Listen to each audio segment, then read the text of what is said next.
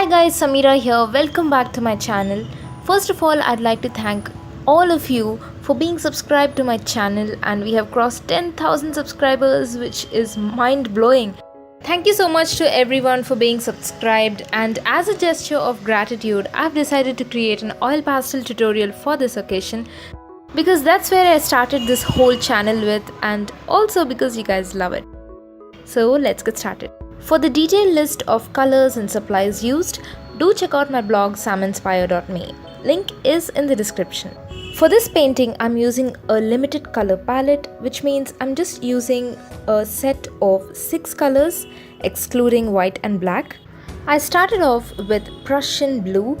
Many people mispronounce it and call it Persian blue, but it is Prussian blue, not Persian blue. In this painting, I actually wanted the moon to look golden yellow and realistic. I've applied an even rough layer all over the background of the painting, that is the sky. And at the corners, I have used black. And then again, for blending and for the second layer, I have used Prussian blue. Notice how I'm holding the pastel as the layers increase. Here, for the purpose of blending, I'm applying a lot of pressure and I'm holding the pastel 90 degrees to the paper. And the paper I'm using here is a normal drawing paper, like the drawing paper that you get in stationery shops. It doesn't have much tooth. It is not the recommended paper for oil pastel, but I'm using that on purpose because I knew that I'll be using a limited color palette, which means that I wouldn't be using many layers in this painting. So I wanted to use a relatively smooth paper because in this case, using a paper which has tooth will consume a lot of oil pastel. Notice that I did not blend the colors with my fingers until the end because blending the colors initially with fingers would flatten the paper and it wouldn't allow the application of the next layer. So the next color I'm using is cobalt blue, and I used it outside the moon. Please don't mind the traffic sounds outside. I live by a really busy road and there's traffic all day 24/7.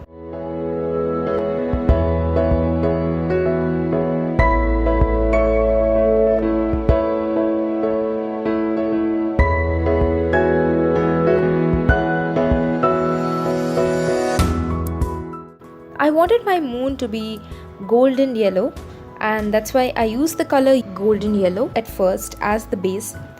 In this case, however, while coloring the moon, you have to be really careful because blue when mixed with yellow gives green, and we don't want a green edge around the moon.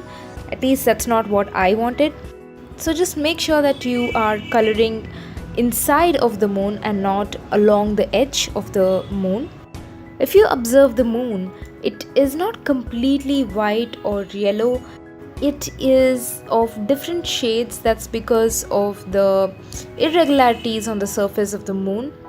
So it has parts where it is of a darker shade and parts where it is of a lighter shade. So for the darker shade of the moon, I use the color called russet, which is a shade of brown. And I also use the color ochre. If you have been following my oil pastel tutorials, then you would know that I love the color ochre, especially in this oil pastel set, because it is such a neutral tone and it is way more creamier than the other colors. So I use the color ochre wherever I need to bring out a shade or wherever I need to neutralize a color. I use the shade ochre. And now to make these shadows darker, I use the color russet again. Actually, throughout the painting, the main challenge as well as the main focal point was the moon. So I kept adding shadow with the colors ochre and russet, and I kept brightening it with the color yellow. So throughout the painting, I would be touching up the moon here and there.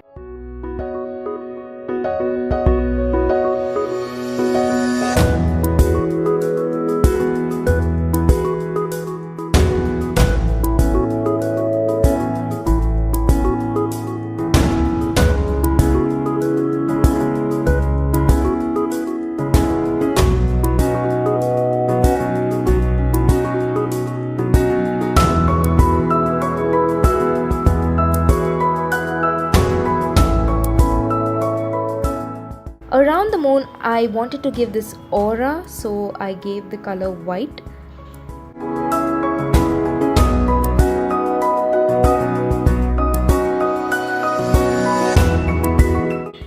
Now it's time to blend, and I blend it with fingers as usual. On the moon, I just wanted to keep the darker shade intact, so I wasn't really blending with heavy pressure. Like I said before, I alternated between ochre and russet, golden yellow and yellow to get the desired shade of moon that I was wanting to.